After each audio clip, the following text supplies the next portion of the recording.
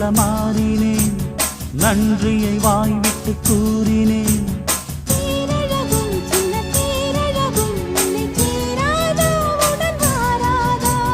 மானழகும் கெண்டை மீனழகும் கண்கள் காட்டாதா, இசை கூட்டாதா?